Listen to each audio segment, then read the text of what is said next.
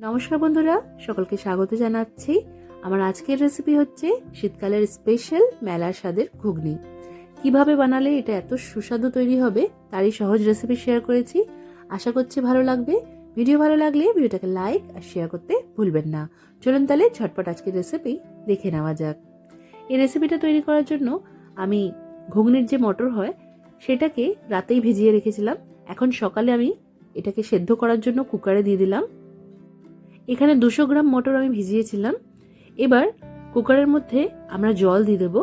এই মটর সেদ্ধ করার জন্য যতটা জল লাগবে, মানে মটরগুলো যাতে ভালো করে জলে ডুবতে পারে সেরকম পরিমাণেই জল দিতে হবে।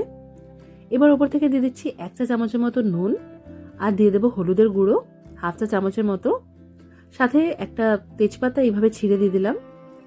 এই সব কিছুকে ভালো করে মিক্স করে নিয়ে কুকারের ঢাকনাটা লাগিয়ে নিয়ে মাঝারি আঁচে 3টের মতো সিটি পড়তে দিতে হবে। 3টে হুইসেল যখন পড়ে যাবে তখন পুরোপুরি প্রেশারটা বার হতে দিতে হবে। তারপর আমরা কুকারের ঢাকনাটা খুলে নেব। মটরটা এইভাবে সেদ্ধ করতে হবে যে আঙ্গুলের মাধ্যমে যখন আমরা চাপ দেব তখন সুন্দরভাবে মিশে যাবে, অথচ দেখতে এইভাবে গোটা গোটাই থাকবে। এখানে মটর সেদ্ধ হয়ে গেছে। এবার বাকি রান্নাটা করার জন্য কড়াইতে আমি দিয়ে দিলাম সর্ষের তেল। এখানে প্রায় 2.5 টেবিল চামচের মতো আমি সর্ষের তেল দিয়েছি। তেলটাকে খুব ভালো করে গরম করে নিয়ে এর মধ্যে দিয়ে দিতে হবে 1/4 চা চামচের মতো গোটা জিরে ফোড়ন।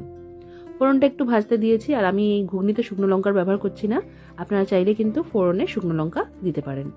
এবার এর মধ্যে দিয়ে দিয়েছি কাঁচা লঙ্কা কুচি আর গ্রেট করে রাখা আদা। এখানে 1/2 ইঞ্চি সাইজের আদা আছে। আর কাঁচা লঙ্কাটা আপনারা আপনাদের পছন্দ মতন দেবেন, যে যেরকম ঝাল ভালোবাসেন। আমি এখানে 3টে কাঁচা লঙ্কা এইভাবে কুচিয়ে দিয়েছি। এবার এর মধ্যে আগে থেকে ধুয়ে পরিষ্কার করে রাখা এইভাবে ছোট টুকরোয় কাটা আলু দিয়ে দিতে হবে। এখানে আলু আছে 2টো মাঝারি সাইজের। আলুটা দিয়ে একটু নাড়াচাড়া করে নিতে হবে, আর আঁচটা মাঝারি রাখতে হবে। মাঝারি আঁচ রেখেই এটাকে আমরা 2-3 মিনিটের জন্য ঢাকা দিয়ে ভেজে নেব। এতে করে আলুটা বাইরে দিয়ে সুন্দর লালচেভাবে ভাজাও হয়ে যাবে আর কিছুটা নরমও হয়ে যাবে। তো এখন 3 মিনিট পর ঢাকাটা সরিয়ে নিলাম, আরেকবার নাড়াচাড়া করে দেব। আর আজকে এই ঘুগনি রান্নার জন্য আমি নতুন আলুর ব্যবহার করেছি। আলুটা ভাজা ভাজা হয়ে গেলে এবার এর মধ্যে দিয়ে দিতে হবে টমেটো। এখানে 2টো মাঝারি সাইজের টমেটো কুচি দিয়েছি। এবার এই টমেটোটাকে মোটামুটি 1 মিনিটের মতো আমাদের এইভাবেই ভেজে নিতে হবে। আলু আর টমেটোটা কিছুক্ষণ ভেজে নিয়েছি। এবার এর মধ্যে দিয়ে দিচ্ছি স্বাদ মতো নুন। আমরা মটর সেদ্ধ করার সময় নুন দিয়েছিলাম, তাই সেই স্বাদটা মাথায় রেখে এর মধ্যে আমি 1 চা চামচের মতো নুন দিলাম। আর দিয়ে দিলাম 1 চা চামচ ধনে গুঁড়ো। এই রান্নায় আমি জিরে গুঁড়োর ব্যবহার করছি না। এবার দিয়ে দিচ্ছি শুকনো লঙ্কার গুঁড়ো 1/2 চা চামচের মতো। হলুদের গুঁড়ো এখানে 1/4 চা চামচ দিলাম, আর 1/2 চা চামচ দিয়ে দিয়েছি কাশ্মীরি লঙ্কার গুঁড়ো। এতে করে কালারটা একটু সুন্দর হবে।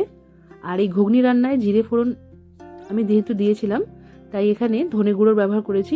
জিরে গুঁড়ো দিলে ঘুগনির কালারটা একটু কালচে হয়ে যায়, তাই এটা বাদ দিয়েছি।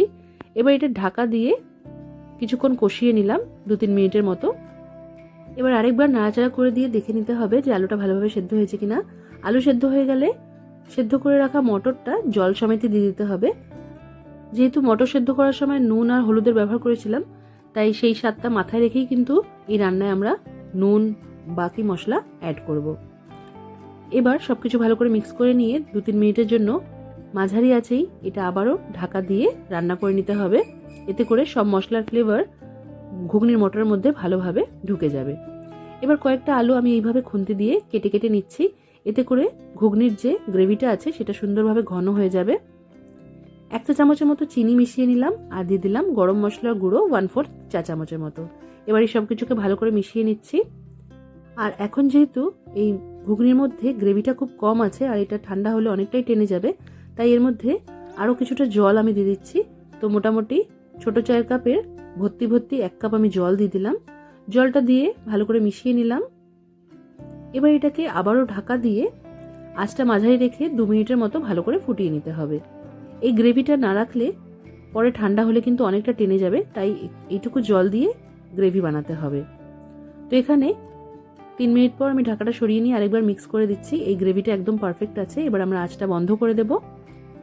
এইভাবে তৈরি ঘুগনি রুটি, লুচি, পরোটার সাথে খেতে তো দারুণ লাগেই। তাছাড়াও এটা আপনারা মেলার স্টাইলেও সার্ভ করতে পারেন। পছন্দসই কিছু সবজি এইভাবে গ্রেট করে নিয়ে ওপর থেকে ছড়িয়ে দিয়ে একটু ধনেপাতা কুচি, লেবুর রস বা তেঁতুলের চাটনি যদি থাকে, ধনেপাতার চাটনি, ওপর থেকে একটু ঝুরি ভাজা ছড়িয়ে দিয়ে সার্ভ করে দেখবেন, দুর্দান্ত লাগে। আশা করছি আজকের এই সহজ নিরামিষ ঘুগনির রেসিপি আপনাদের ভালো লেগেছে। রেসিপিটা ট্রাই করবেন, কমেন্ট করে জানাতে ভুলবেন না যে কেমন লাগলো। আজকের মতো এখানেই শেষ করলাম। সবাই খুব ভালো থাকবেন আর সবাইকে খুব ভালো রাখবেন।